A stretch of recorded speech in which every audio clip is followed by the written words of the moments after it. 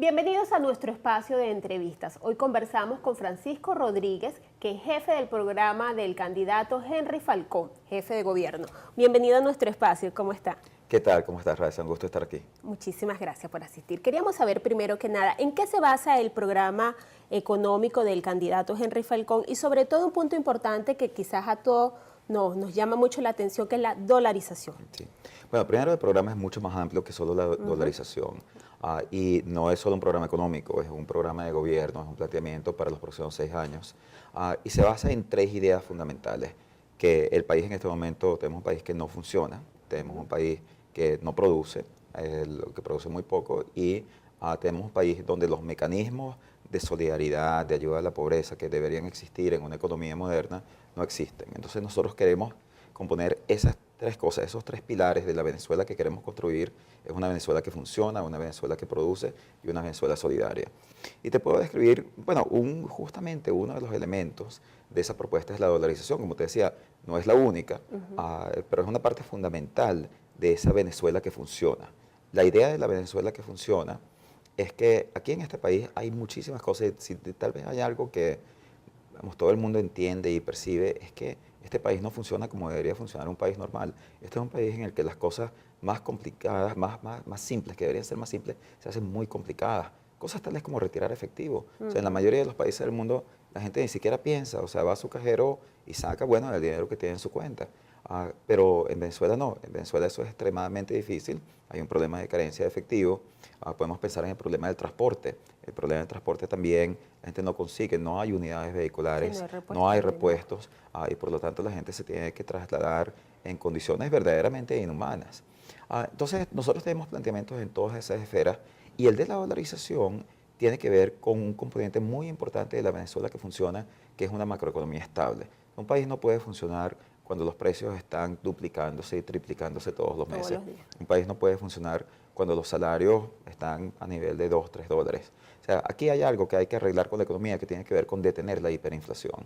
Y la dolarización es principalmente, por encima de todo, una propuesta para detener, para parar en seco la hiperinflación. Es la única política que te garantiza que puedes detener la hiperinflación. Pero ¿cómo se puede hacer justamente cuando tenemos un país que ni siquiera se sabe exactamente cuáles son las reservas, ni siquiera el ciudadano común tiene acceso a lo que es un dólar, ¿no?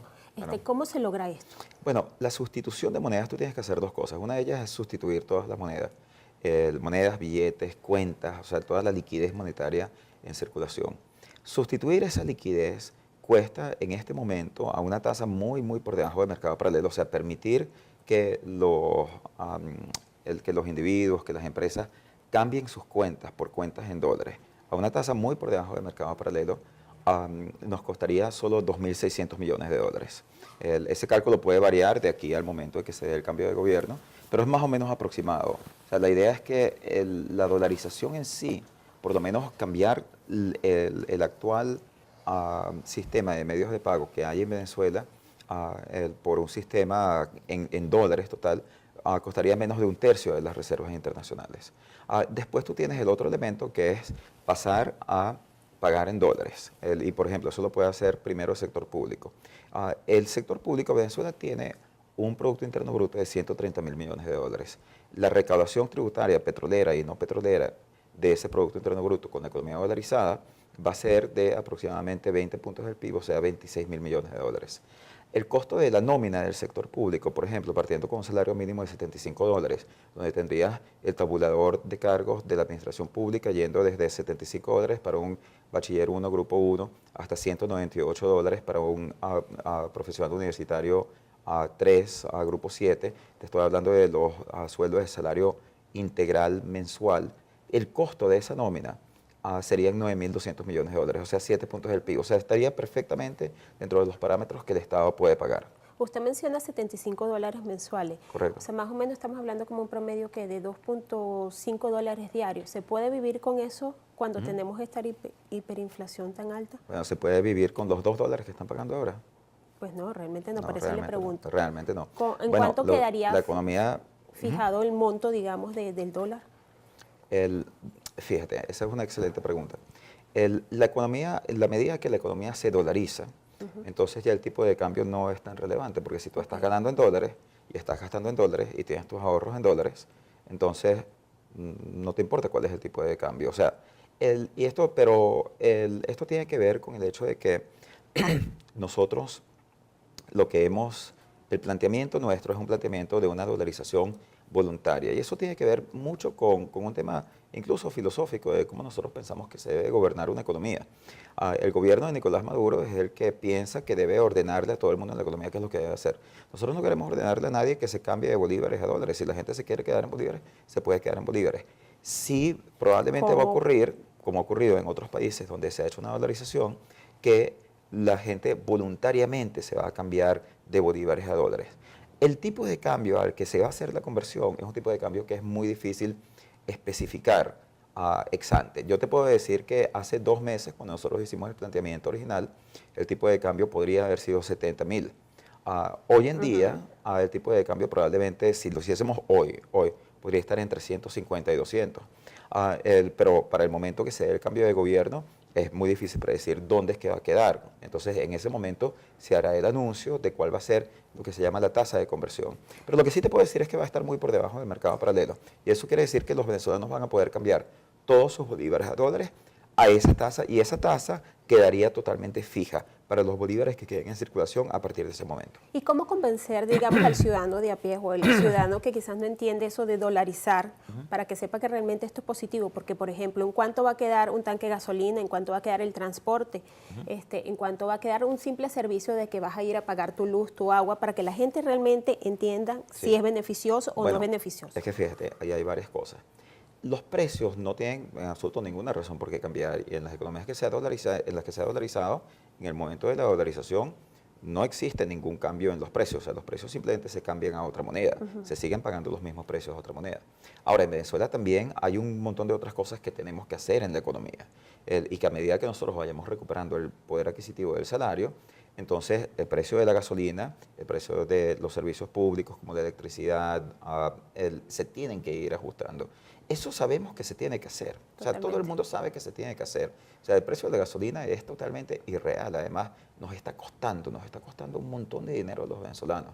La gasolina ni siquiera se está quedando aquí, se está yendo para Colombia, se la están llevando porque es baratísima, aquí la pueden vender más alta en otros lugares. Claro. Entonces, ese problema del precio de la gasolina se tiene que resolver. Problema también de los servicios públicos. ¿Por qué es que nosotros no tenemos electricidad? ¿Por qué es que se va la luz a cada rato? Bueno, simplemente porque no hay dinero para meterle la infraestructura eléctrica. ¿Y por qué no hay dinero? Bueno, si nosotros comenzamos a ver cómo es que esto se hace en la mayoría de los países del mundo, lo que nos encontramos es que, bueno, hay unas tarifas de electricidad que son cónsonas y consistentes con que el sistema eléctrico, la compañía eléctrica pueda invertir para mantener la capacidad de generación y distribución eléctrica. Entonces, eso se tiene que ajustar, pero se va a ajustar gradualmente en consonancia, en concordancia con el poder adquisitivo de la gente. Por lo tanto, nosotros hemos planteado lo siguiente.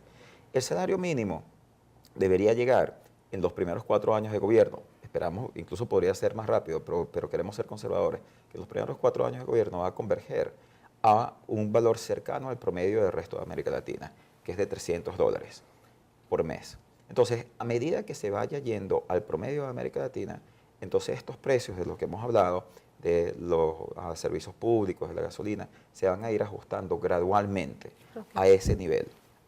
Pero de forma que guarde concordancia con el poder adquisitivo. Si vamos a comenzar con un salario mínimo de $75, que es menos de una cuarta parte, aproximadamente una cuarta parte del promedio de América Latina, entonces nosotros sí vamos a tener algunos aumentos de estos servicios públicos, pero que se van a llevar a el 25% del precio internacional. ¿Que endeudar más? No. Eso, bueno, eso es otra pregunta ya. Pero esa es una pregunta que está un poco separada del tema de cómo se ajustan las tarifas de los servicios públicos. Mi punto es que si tu salario es $75, entonces estarás pagando un 25% de lo que es el precio internacional. Cuando tu salario suba a $150, estaremos pagando un 50% de lo que es el precio internacional, y cuando el salario llegue a $300, que es un nivel similar al del resto de la región, entonces estos precios van a ser similares al precio internacional. Tenés una pregunta sobre el endeudamiento. El problema de deuda tiene más que todo que ver con el hecho de que la economía ha quedado muy golpeada por las políticas económicas, y en particular el sector petrolero ha quedado muy mal. El sector petrolero, que es la fuente del 95% de nuestras divisas, ha experimentado una caída de 1,3 millones de barriles diarios durante el Sí, gobierno de Nicolás 1,5 Maduro. más o menos. Esos son 27.000 millones de dólares que se han perdido, 27.000 millones de dólares anuales. O sea, eso es 3 veces el servicio sobre la deuda externa venezolana en bonos. Entonces, lo que nosotros necesitamos es renegociar la deuda con los acreedores para que nos den un espacio de tiempo durante el cual nosotros podamos dedicarnos a reconstruir la infraestructura productiva del país, por ejemplo, a reinvertir en la industria petrolera para levantar la producción petrolera de forma que nosotros podamos tener mayor capacidad de pago en el futuro. Entonces, el planteamiento de deuda es que nosotros no vamos a pagar o vamos a pagar poco durante los próximos años, justamente para darle un respiro al país. ¿Cuánto tiempo hablamos acá? Porque quizás no sea como tan rápido. ¿Esto en cuántos años podemos hablar de la recuperación? Fíjate, nosotros, por ejemplo, estamos estimando que en 4 años nosotros podemos llevar, como te comentaba, el salario mínimo de 75 a 300 dólares, que es un monto ya más normal, más cónsono con lo que ha sido el promedio histórico en Venezuela y el promedio de otros países. También en ese plazo nosotros estamos pensando que podemos llevar y estamos proyectando que vamos a llevar la producción petrolera de su nivel actual, donde está en 1,5 millones de barriles diarios, dependiendo de los distintos escenarios, en particular lo que pase, por ejemplo, con temas tales como la misma cuota de la OPEP, entre 2,5 y 3 millones de barriles diarios dentro de 4 años, o sea, 4 ¿Cómo años del inicio del lograrlo gobierno. cuando tenemos quizá falta de mantenimiento, falta de todas estas medidas de prevención que se vieron a tomar y por eso venimos en picada, o inclusive de expertos, ¿no? Que ni siquiera Bueno, y ¿Cómo hacer eso? falta de inversión. Falta de inversión. Creo que es fundamental la participación del sector privado. El rol del sector privado es Llamarlos. importantísimo. Sí. La industria se tiene que, digamos, reprofesionalizar. Es una industria que en este momento está tomada por gente que no sabe administrar esa industria, que no tiene experiencia en el mercado petrolero. Es una industria que se tiene que despolitizar, o sea, no puede ser un instrumento partidista, que es lo que es en este momento. Es una industria que una de las cosas que ha debilitado mucho la capacidad de conseguir inversión extranjera en PDVSA tiene que ver con el hecho de que el gobierno, con la volatilidad y la arbitrariedad de la tributación petrolera, lo que ha pasado es que el gobierno de Venezuela ha cambiado, ha expropiado empresas privadas, les ha cambiado las condiciones cuando suben los precios del petróleo, entonces les ponen más y más impuestos, entonces ahora no quieren invertir porque dicen, bueno, si hasta cuando el precio subió a 140, el gobierno me quitaba todo eso y no me podía quedar con nada, entonces ¿para qué voy a invertir yo en ese país? Entonces, qué es lo que pasa? Tú necesitas darle al sector privado que va a invertir en petróleo, tú necesitas dar un marco de estabilidad jurídica. Y nosotros estamos proponiendo los cambios en los contratos de forma que pueda haber contratos que preserven la estabilidad jurídica y eso quiere decir que el gobierno no le va a cambiar las leyes a los inversionistas a mitad del periodo de operación de ellos. Y además nosotros estamos planteando un cambio que permita ampliar la participación privada en la industria petrolera de forma de tener mayor espacio para la inversión, incluidas rondas de apertura petrolera transparentes que se lleven a cabo con el objetivo, no como lo ha hecho este gobierno, que básicamente lo hacen arbitrariamente con los países aliados, entonces tenemos compañías bielorrusias, iraníes, que no sabemos y que en realidad no están produciendo mucho, sino con las mejores compañías petroleras del mundo. ¿Qué le diría a los empresarios, o sea, para que realmente entiendan que este cambio sí sería positivo? Lo que ha estado trancado en Venezuela es la libertad de que los empresarios puedan tomar decisiones como las que se toman en cualquier otro país del mundo, en un país normal. En un país normal, el empresario invierte y esa inversión tiene un retorno y el empresario se puede quedar con el retorno de esa inversión. Aquí llega el gobierno y le pone control de cambios, control de precios, le dice esto es lo que tú tienes que hacer, lo que tienes que producir, aquí es donde tú tienes que vender. Entonces, esos controles económicos nosotros los vamos a quitar. Vamos a tener una economía integrada al resto del mundo, una economía donde se opere con libertades económicas y donde el rol del Estado, y esto volvemos a lo que te estaba diciendo al principio, el rol del Estado es hacer que el país funcione, que la sociedad funcione. El Estado no es productor. El Estado no debe ponerse a tratar de producir, o sea, salvo en sectores muy estratégicos como el petróleo. Hay 3.000 empresas que fueron expropiadas por el sector público a que se le tienen que devolver al sector privado. Entonces, eso sería uno de nuestros primeros planteamientos al sector privado. tomen estas empresas, vamos a ponerlas a producir, porque estas empresas en este momento no están produciendo y eso es lo que le está haciendo es daño a la economía nacional. Vamos a ponerlas a producir, ustedes que son los que saben cómo producir, y el Estado formará, por ejemplo, asociaciones estratégicas con algunas de estas empresas para asegurar que el sector privado se mete otra vez en el negocio de la producción, hacer que Venezuela produzca, pero eso sí, con reglas claras, justas y transparentes. Ustedes también dentro de su programa hablan un poco de la entrega de tarjetas, ¿no? Correcto. Estamos hablando que sería lo mismo del carnet de la patria, o sea, serían medidas igual de populismo, o más bien no deberíamos buscar otra manera de que la gente entienda lo importante que es participar también en la economía y no que todo te lo den fácil. Bueno, fíjate, yo no creo que nadie en Venezuela en este momento está recibiendo nada fácil. O sea, yo no creo que este es un país donde la vida se puede describir como fácil. Yo creo que la vida se puede describir como muy difícil en este país. Estamos hablando de un país donde hay un 90% de pobreza en este momento. Entonces, La solución sería dar más tarjetas. Las políticas sociales, vamos a hablar de ese tema.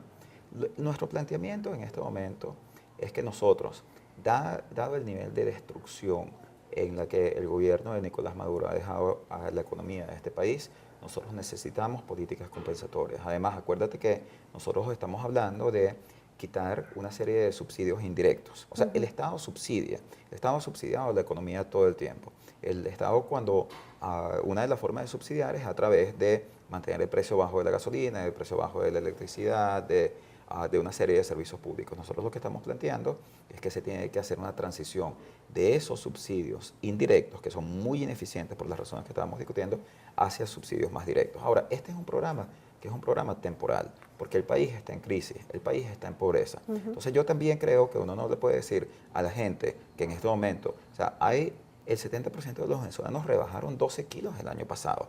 Entonces tú les vas a decir, no, yo no te voy a dar nada porque tú tienes que pasarla difícil porque así vas a aprender. No, esa no es mi concepción, esa no es nuestra concepción de la Venezuela solidaria. La Venezuela solidaria es una Venezuela donde el Estado, el sector privado, todos ayudamos a las personas en los momentos de adversidad, cuando se necesita. Ahora, a medida que la economía se vaya recuperando, este es un programa que se va a ir focalizando, a siempre ayudar a los sectores más pobres, como ocurre en toda América Latina. O sea, esto se hace en toda América Latina. Lo que pasa es que en este momento necesitamos un programa universal, o sea, para todos los venezolanos, porque la pobreza que generó Nicolás Maduro es universal, está afectando a todo el mundo. ¿Y cómo tratar entonces la otra parte, más bien la parte ya más cultural, la parte de decirle a la gente que estás cambiando, ¿no? ¿Cómo recuperar esos niños en las calles, que hay muchísimos en banda, que están desnutridos, muchísimos que lo que están optando quizás es a robar para mejorar? ¿Cómo cambiar esa sociedad que más bien ahorita lo que es violenta?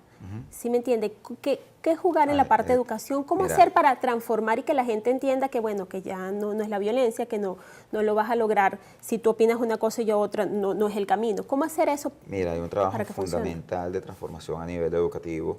En esto está trabajando con nosotros uno de los principales expertos en esta materia en el país, que es Leonardo Carvajal. Nosotros estamos hablando de un replanteamiento, por ejemplo, en términos de los turnos escolares, en términos de la alimentación para los niños en las escuelas, o sea, tener un programa alimenticio. Exactamente. Estábamos hablando de la tarjeta solidaria, por ejemplo, la tarjeta solidaria, se le va a entregar la parte de los niños, se va a entregar cuando los niños vayan a la escuela. O sea, de forma que los padres tengan un incentivo para llevarlos a la escuela y que los niños permanezcan en la escuela. Ahora, en el tema de la criminalidad, que es un problema de la inseguridad, que es un problema que azota a todos los venezolanos, tenemos una serie de planteamientos. Vamos a dotar y equipar mejor a los policías, vamos a tener un sistema de méritos para la policía, vamos a tener una ley de desarme. O sea, el problema es que en Venezuela hay muchas armas en este momento, hay muchas armas fuera de la policía. Claro, entonces se tiene que hacer una ley de desarme, incluso, y esto se ha aprobado en otros países, se pueden ofrecer incentivos económicos para la gente que entregue sus armas, porque es cierto que el arma tiene valor. Existían los programas de cambia tu arma por un balón, algo así. Bueno, exacto, entonces tú puedes ir retirando las armas de circulación, y la otra cosa que hay que hacer es tener mano dura contra el narcotráfico. Y lamentablemente este gobierno no lo ha hecho, pero hay algo que hay que entender. Toda la evidencia internacional te dice que cuando tú tienes la combinación de armas y drogas, tienes muertes. Entonces, eso es lo que hay que parar.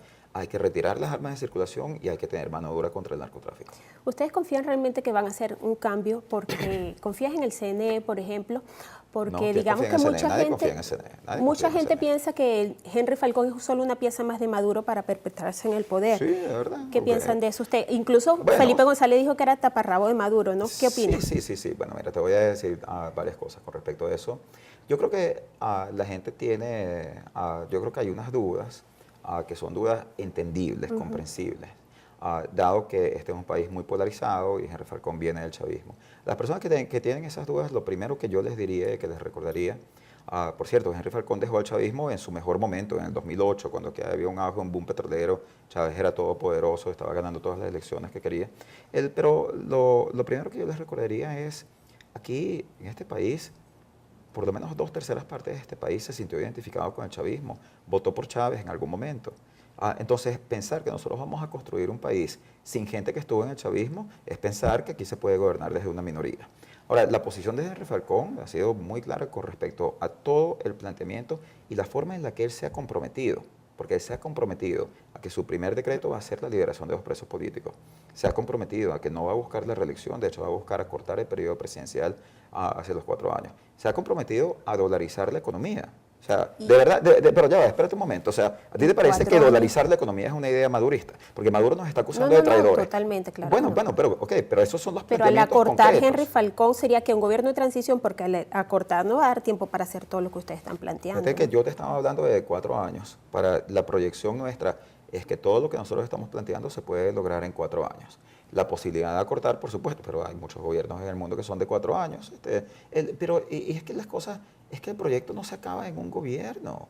O sea, Daría continuidad, pues. El proyecto es un proyecto de transformación de nuestro país. Este tiene que ser un proyecto y va a ser un proyecto de largo plazo, un proyecto de que todos los venezolanos nos conversamos y que si Henry Falcón lo inicia y después viene otro presidente de cualquier partido, de Primero Justicia, de Voluntad Popular, de Un Nuevo Tiempo, de cualquiera de los sectores, incluso de los sectores el desafectos que se han salido del chavismo. O sea, la idea es que nosotros podamos tener un verdadero proceso de unidad nacional en torno a esta visión de cuál es la Venezuela que nosotros queremos. Ese es nuestro planteamiento. ¿Cómo tú ves a la Venezuela del futuro? ¿Cómo es la Venezuela que tú quieres? Yo quiero una Venezuela que funcione, una Venezuela que produzca y una Venezuela solidaria. Cuando era pequeña, pues. Exactamente. Ahora, esa es la Venezuela que nosotros queremos reconstruir. ¿Y cree que realmente esto sea posible? Digo, sobre todo cuando se supone que las elecciones son el 20 de mayo y Maduro va a lanzar una reconversión monetaria y un cono monetario el 4 de junio, así como que si ya yo estoy muy se va a quedar con tranquilo. los crespos hechos, pues, como con muchas cosas. No, él tendrá muchos planes,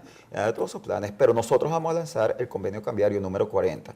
Y en el momento que nosotros ganemos las elecciones, vamos a ir al Banco Central para que apruebe el convenio cambiario número 40, que es el que implementa la dolarización. Y por lo tanto, la gente, en vez de tener que cambiar sus bolívares fuertes por unos nuevos bolívares de mentira que va a sacar Maduro, los va a poder intercambiar por dólares. Eso es lo que nosotros vamos a hacer el 4 de junio, después de que los venezolanos voten masivamente por sacar a Nicolás Maduro y meter a Henry Falcón en la presidencia. ¿Y qué le diría justamente ese mensaje pues a la gente que lo ve para que crea que esto sí es así, esto sí va a ser posible? ¿Qué mensaje le da al ciudadano de a pie y sobre todo al empresario? Pues que piense que Henry Falcón, como dices tú, es un cambio y no es algo más de lo mismo. Nosotros tenemos la oportunidad de cambiar a nuestro país. Nuestro país puede ser diferente. Podemos tener un país normal. Para eso los necesitamos. A todos ustedes, al venezolano de a pie, al trabajador, al obrero, al que en este momento está sin trabajo, que no está ganando suficiente, y también al empresario. Este es un proyecto para todos. Podemos tener un país nuevo, podemos hacer la gran transformación de Venezuela, pero para eso te necesitamos. Esto comienza el 20 de mayo, pero comienza contigo. Y a la gente para que vuelva, que sepa, pues que la frontera y Maiquetía no es la única salida. Eso a la gente que vuelve. Primero de todo, yo soy un venezolano que decidí hacer una buena parte de mi vida afuera del país, ahora he regresado a mi país porque quiero cambiar a mi país. Irse del país es normal, eso pasa en muchos países, la gente a veces decide hacer vida en un país distinto. Lo que no puede ser es que uno se vea obligado a irse de su país por falta de oportunidades, porque uno ve a los padres pasando hambre, entonces tiene que ir a ganarse dólares afuera para poder mandarle unos pocos dólares aquí. Eso no debe ser así. Todo el mundo debe tener la libertad de poder escoger quedarse en su país. Y eso es lo que nosotros vamos a lograr. A partir del 20 de mayo, Venezuela vuelve. Muchísimas gracias entonces Bueno, como acaban de ustedes escuchar, veremos a partir del 21 de mayo cuál es entonces la Venezuela que tengamos, sobre todo una Venezuela que recupere y le dé un buen futuro a los niños y a nuestro país. Pues. Así es. Que tengamos la Venezuela que teníamos nosotros. Pues. Así es. Muchísimas Una gracias. Venezuela mejor, incluso. Una Venezuela mejor. Muchísimas gracias y sobre todo de inclusión, ¿no? Sin tanta persecución ni nada. Así es. Perfecto. Muchísimas gracias a ustedes por estar con nosotros. Recuerden que pueden visitar nuestro portal elnuevopaís.net, también visitar y suscribirse en nuestro canal de YouTube El Nuevo País IZ. Nos vemos.